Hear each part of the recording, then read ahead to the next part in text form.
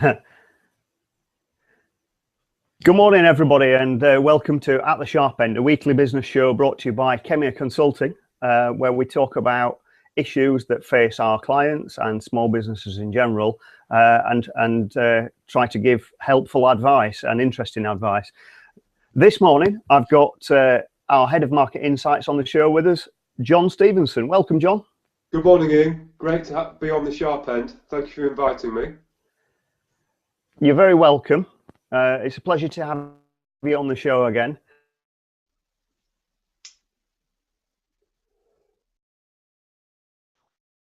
Strategy, how to make your business strategy more innovative, and examples of innovative business strategies.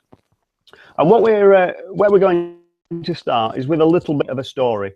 So in the late 1990s, early 2000s, when online there was a great buzz, ultimately a bubble, but a great buzz around online marketing and huge business plans to, raise a lot of money and grow market share, and new starts coming out all over the place. And ultimately, a lot of them flopped. But interestingly, some of the big players actually took that in a much more measured manner. And this is a bit of a story of innovation and success, really. So today, we've got one of the world's biggest organizations really heading up right across all its sectors, online business. And that business, do you know who it is, Jon? I'd guess, would that be two letters, and would that be GE? It is, absolutely, yeah. Oh, hey. So GE took a very measured approach about innovating around their business models. They weren't sure about reach. They weren't sure about the scalability of online business. So they took it very steady. But actually, every single conversion that they've done from traditional business to more online business has been a real success for them. And and that's a remarkable story, really. So I mean, that's an interesting thing, because they're a very big company, but yet innovation is at their heart, right? It's unlike our end of the business spectrum, which is SMEs, typically, often new starts with new technology. And I think we've got a few examples, haven't we, Jon, about who new starts that have come to market and really disrupted the space. Yes, we have. I was going to say, the wonderful thing about GE, Ian, in terms of a business strategy, is simply that flexibility, engagement, context, and difference. They've been sublime in doing that with open innovation in different market sectors. They've been absolutely brilliant. No, absolutely. So they have.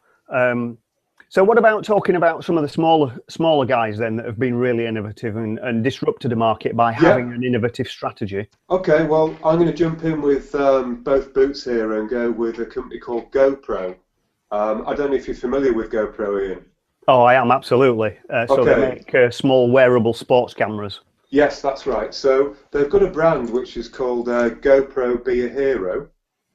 And the MD and founder of GoPro has got a slogan, and that slogan is simply, life is either an incredible adventure or it's nothing at all. Now, that's one hell of a statement. Now, he's an Aussie, not an American, and you'd think perhaps he'd be an American with a statement like that, but there we go.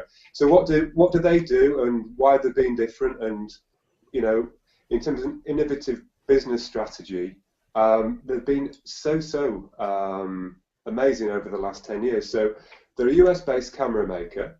They develop, manufacture, market HD quality cameras, and they also have accessories and video editing software as well. So over the last 10 years, they've become infamous, exposing everyone to extreme sports, and I'm sure we've both seen the videos on YouTube. They're absolutely phenomenal. Often people base jumping or mountain biking or doing crazy stuff like that. Yeah. One of the reasons they've been so successful is that GoPro has actually become an adverb, which is phenomenal, really, for their marketplace. It's they've amassed nearly $1 billion in sales in the last 10 years. Now that's impressive, considering that they were late to market into that particular market sector with HD cameras. Well, that's right, isn't it? Because the compact camera market was really flooded with all the mainstream manufacturers, but lots of cheap startups coming out of China, cheap copies. The sensing elements and the processing systems are available as reference designs for people to integrate into cameras. Yeah. So I think for a small company, a startup, to have that sort of vision and succeed in getting it to market, making a real niche for themselves, is fantastic. So I think what's amazing about them is that this year they were floated and they had an IPO first day price of 2.95 billion. That's how successful they've been. So you've got to think, okay, well, how the devil have they done that? Well, in terms of innovation and a business strategy, they've defined the market in their company vision. They've challenged conventions and they've gone out there and they've been able to shape the company and the market to fit their product. Now, they've done that by being able to know where they're going to compete. They're going to compete globally, and they've identified action-adventure sports. And what they've done very cleverly is their customers have started to use the product in such a way that it's different to what anyone else is doing or anyone else was doing. So they've had product differentiation, so their products, the Hero range, have been easy to configure, lightweight, compact, remote control.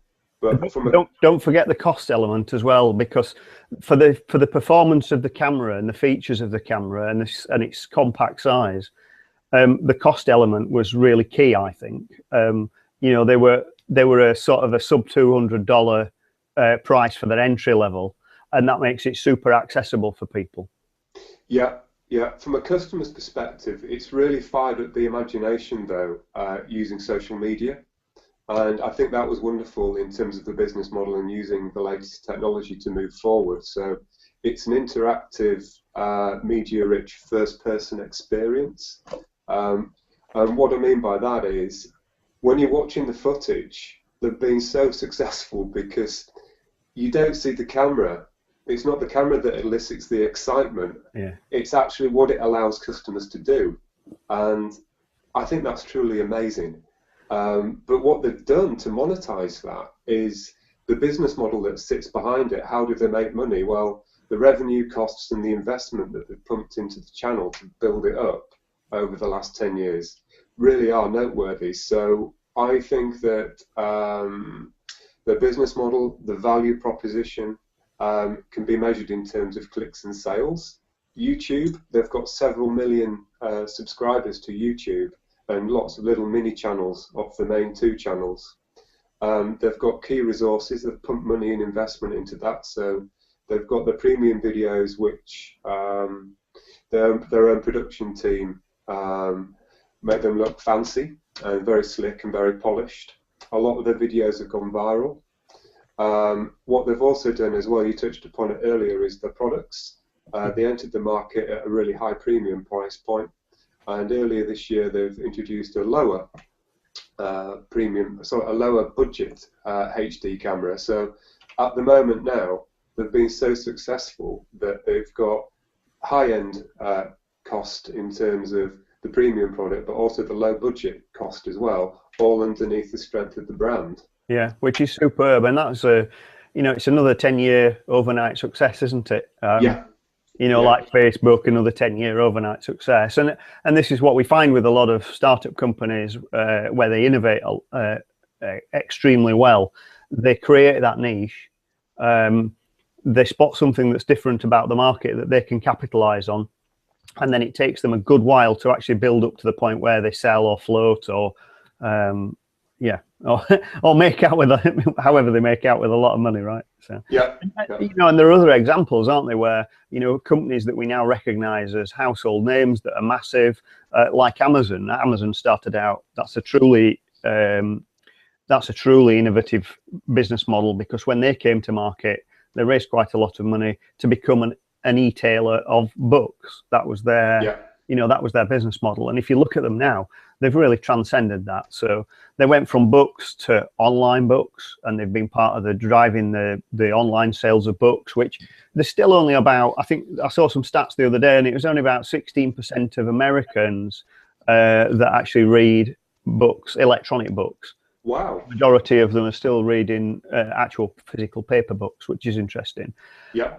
So they did that. They differentiated there, went from paper books to ebooks, and I think as the market grows, ebooks will become more and more prevalent. I certainly read ebooks. I think the convenience of them is fantastic. But that took Amazon to other places as well. So they then became an online marketplace, right, to rival eBay and other online marketplaces. And then the one thing that their businesses need is a lot of storage and a lot of interconnectivity globally. So they ended up with huge computing platforms, which they then resell, and they've become, one of the top 3 resellers of cloud computing capability. So really innovative in a number of ways, really. And to our listeners, well, how does that affect you, and what can you do about it? So what do we? Shall we start off with the things that we want to talk about? Now we've had a few stories about successful companies. What do you think? Yeah, sure. Let's jump in. So a little bit of business modelling around how can an existing company do things differently, and how can they innovate in and around their business strategy? Yeah. I was going to jump in and say that sometimes when we go in and we see clients and we go in and we're given a standard, we'd like to grow our company, please, but we don't quite know which direction to go in or how to go about doing it. I think it's fair to say that that's not unique with some SMEs or sometimes with some startups. It's pretty regular, actually, isn't it? Yeah. It's one of the questions, and often it's not we want to grow, but it's we want to grow in this direction, but without any market research to substantiate. Yeah, and I'd say usually it comes down to 4 things: lack of flexibility, engagement, context, and difference, and also as well the owner of the business or let's say the SME senior management team aren't focused on moving forward. Instead, more often than not, they take the safe option, or worse still, they stand still, and they have been standing still in the market for 5 years if it's an older company, perhaps. And that's very difficult, isn't it, for an established business? If you've got a good business and it's making money, you've got a very robust model, it's difficult to do something that might disrupt that or change that in some way, because it feels internally like you're killing off something that's very successful. But actually, that's not necessarily true. You're evolving your business to make it stronger, hopefully. Yeah, I think that really business strategy needs to be driven around 3 things: direction, choices, and differentiation. So direction, business vision, alignment, momentum. Choices, pinpoint which markets you want to go for, or which customers you want to target. Differentiation, what the devil are you going to do different with your product or with your service? But of course, linking that to the business model, Ian, which we're big on, how's it going to be sustainable? How's it going to be repeatable? And how's it going to be profitable? And that's the key, right? So figuring those things out and actually working at it methodically, finding the thing that sells, finding the things that your customers want, finding the niche that is going to help you grow your business is what it's all about. And actually using a third party, using a coach, a mentor, or even just trusted friends and colleagues can be absolutely key to doing that. Yeah, I mean, it could be, so there's usually 3 different scenarios. So where to compete, so that could be going in and working out through market research or business insights or a bit of modelling, looking at the competition, choosing the best markets. Is it UK? Is it international? Do you need to start exporting if it's a product? Evaluate the business markets, which are the best growth opportunities, which have got the best profitability, but where does that fit strategically into your business? Because it needs to be in tune with where you're planning to get to. And that's crucially important, isn't it? So if if the business doesn't got a if the owners, leaders of the business haven't got a clear vision in the first place, then it's very difficult to analyze how you want the business to grow, and therefore what's going to work for that business, what you should chase, what you shouldn't chase. And it doesn't always mean that you have to do something that's going to make you as big as the next Facebook or the next Amazon. It might be something that you say, do you know what? I don't want more than X staff. I don't want to be international. I don't want. So your vision might be constrained by a bunch of things that you don't want to be, as well as a bunch of things that you do want to be. Yeah. Also, as well, what to do different, how to differentiate. So that could be a product, it could be a service, but it could also be customer relationships. It could be the offer, the product, it could be the relationship that you develop and nurture over time. And it doesn't necessarily have to be, and this is where I think a lot of businesses make a mistake in, is that you don't always have to compete on price, dependent on market. But often, well, it could be that you've got a niche in your customer service, or it could be the reach or capability that you can give that's that much better than anyone else. One of our clients is has recognised that recently, and they had a growing business. Actually, they were they were growing by over 20% a year anyway. Fabulous business. But they recognised that to continue growing, the infrastructure that they had to put in place would be prohibitive. So how do they get to those clients? How do they build on what expertise they've got and break through that barrier that would limit their growth? Because they want to go to, the next 5 years, they want to be able to sell out. And so we've worked with them on that, and we've identified where the key barriers to growth are, identified the vision, identified some funding for growth, identified some training, and help them put some business systems in place. And ultimately, now they're working on many different levels that they weren't even thinking about before. They were just thinking about the day-to-day running of the business, and now they're thinking much more strategically, and they've got a goal, an end goal in mind, and they know how to get there. And the growth of the company, just by doing those few things, has increased. Yeah. And that encompasses all of the three things, Ian. It encompasses where to compete, what to do different, and how to make money. But importantly, it's looking into the future. It's looking at identifying the right business model, looking at the revenue, the costs, the investment, and it's also looking at partners, solutions, supply, distribution, and picking different elements of that out and utilising it and moving forward and pulling it all together. No, absolutely right. Yeah, absolutely right. And that is, that is the crucial thing, is actually building something that you can pull it all together through, right? So you've got to have a strategic plan that allows you to do that. You've got to have the vision that allows you to know where you're going, what you're trying to achieve, and then ultimately, ultimately you have to be able to execute those things with the right systems and processes in place. So there's a methodology to all of that. Yeah. So. Oh, okay.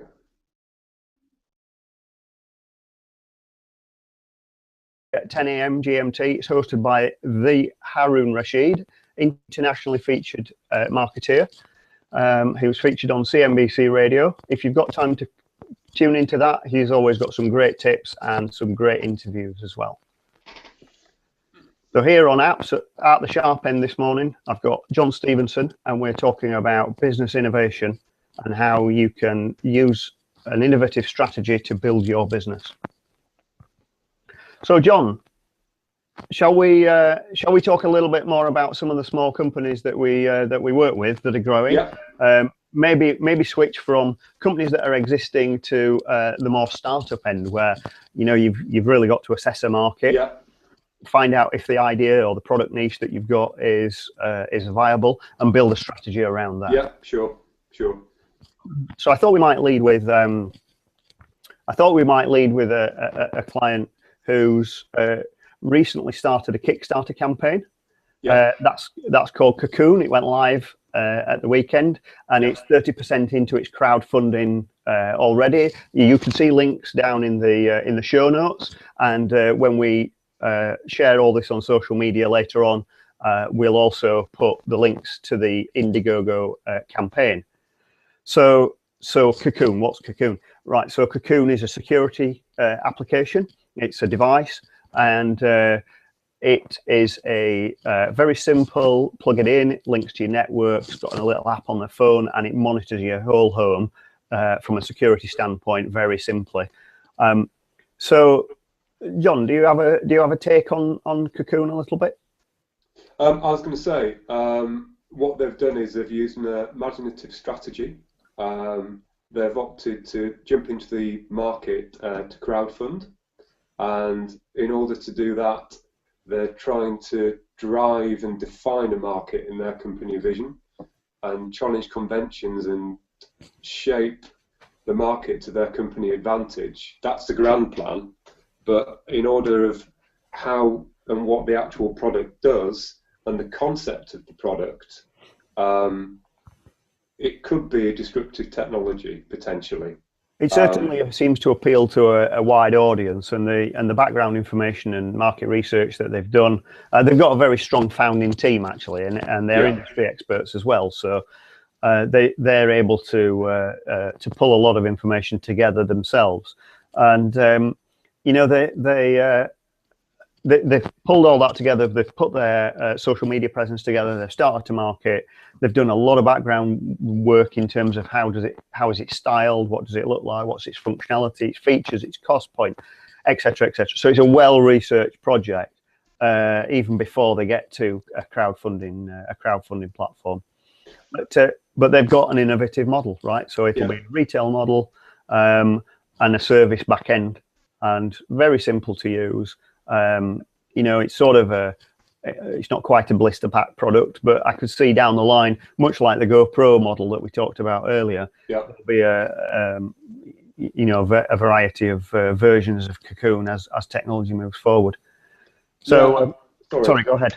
I was just about to say that I actually think it's a very imaginative strategy that they've got, and it's visionary in one respect, in that what they're doing is defining a future market. And the key is the customer at the end, which is that they're outlining what you could do with the product as opposed to what you do with it now, or how you could use that product now. It changes things from back to front, the product. That's right, and it's totally innovative. So if you look at the security market today, the security market is pretty traditional. You know, so you'll buy a bunch of sensors. You might buy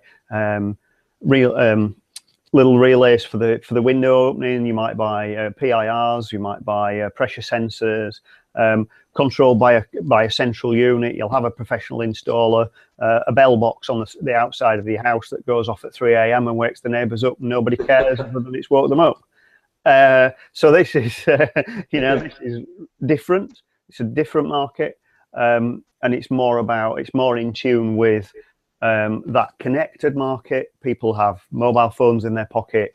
You'll get notified of what's going on remotely, and you'll be able to do things with it as a result of that. You might find out that you're being burgled. You might find out that your gas boiler's exploded. Hope not. All of those things.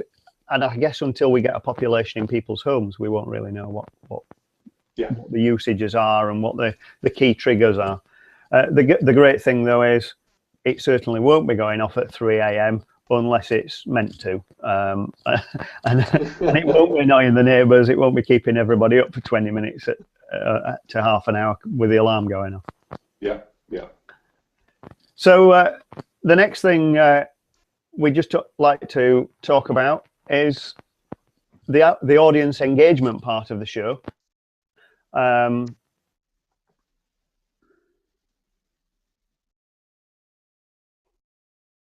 Twitter, and there was a really good one from Philip Cocaine in Bradford. He asked about when is it the right time for a business owner to devolve responsibility to his team and bring expertise into the company, allow them to manage their piece of the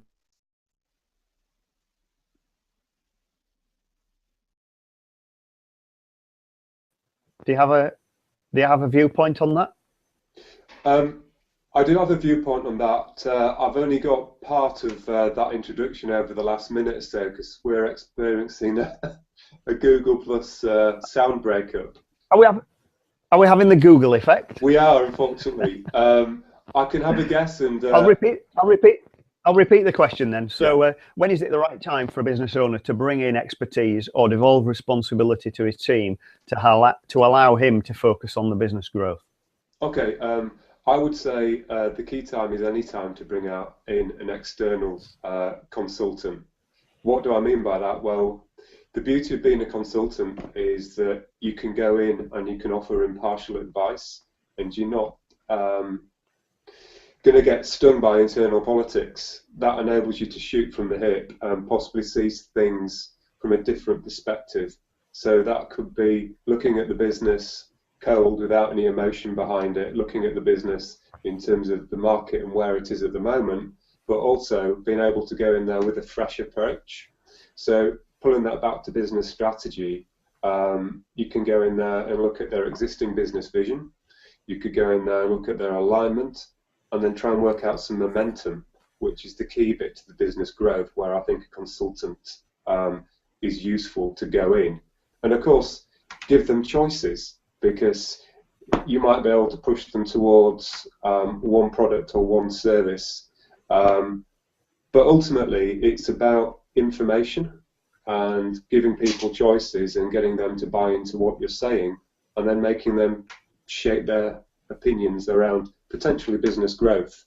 Well, I'd like to pull the question back a little bit and give a slightly different perspective, because everything you've said is absolutely valid. But as a business owner and you're starting to grow a business, it's actually a pretty lonely place. And you think, well, how is it a lonely place? You're surrounded by people. Yes, you are surrounded by people, but every decision you make is your decision. Every person you hire is your decision, and that's actually a pretty lonely place to try and find the right people. To try, and I don't just mean whether they've got the right skills, it's whether they've got the right ethos, whether they fit with the company, whether they've got the attitude to grow, all of those things, right? So that's a pretty lonely place. The next part is, it's actually pretty difficult to decide when is the right time to try and accelerate your growth. And the reason for that is, if you've started a business and it's grown organically, and you've had to recruit people, and you kept an eye on the overheads, and you've managed to get your business to grow, you've made more sales, you've made more margin, it's very difficult to see when is the right point to relinquish control of some of that if you've been doing everything yourself. And this is one thing that small companies often get stuck with, and it stops them from growing.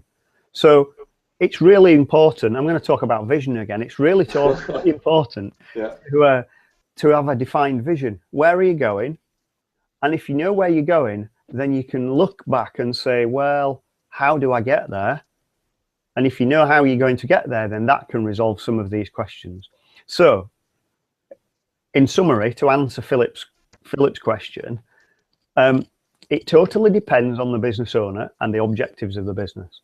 If it's high growth and the business feels like it's stuck, then I would advocate getting someone in to help work with the management team, work with the owner, and try and move it forward. Someone who's experienced, doesn't have to be the same sector. In fact, it's often advantageous if it's a different sector experience, but not totally different, so related but not the same. So I wouldn't, for instance, I wouldn't get a bricks and mortar retailer to advise an IT company, for instance. But you know, someone who's gone through that high growth phase, I would certainly look for. Get them in, help articulate that vision, help get the team aligned, and then absolutely, if the vision is to grow the company and it's to devolve responsibility, then that's the time. From that, there might be a training element. And one of the things we do through schemes like Growth Accelerator is to access leadership and management training so that a management team can be upskilled and enable the growth of a company. So that, you know, devolving responsibility is one thing. Actually supporting and growing the staff to allow them to drive the business forward is another part entirely. Yeah, I was going to say, just add to that, that it could be that the consultant could help with direction, choices, differentiation, and bring a new perspective about where to compete, what to do different, how to make money, which could be the business model, revenue, costs, investment, solutions, supply, distribution. But it's looking at it independently, and I think that's where they can add value, or consultants can add value. Oh, absolutely right. Once you've got buy-in, and that's the magic word, isn't it? Buy-in. Do you know, it's just like recruiting someone. There's got to be that right fit between whoever the coach is and whoever the consultant is and whoever the management team are. So it won't fit all the time, but sometimes it will just work, and it does just work. So thanks a lot for your time, John. I hope everyone's enjoyed it. This has been At the Sharp End, where we've been talking about innovative business strategies. Next week, we are going to be, if I can just share that, next week, we are going to be talking about something else. Let's share it. There we go. How to deal with difficult staff. And hopefully you'll be able to tune in then. If you want to ask us questions, you can do that on Google+, on Twitter, or on Facebook. We're on there. All those links will be in the show notes or on our blog. So we hope to see you next time. If you get a chance to see Haroon's show on Wednesday, that would be fantastic. Otherwise, it's goodbye from this week from me, Ian Sharp at Khemeia Consulting, and... Yeah, goodbye, Jon Stephenson. Bye-bye. Thanks a lot, John. Speak to you soon. Bye-bye. Bye.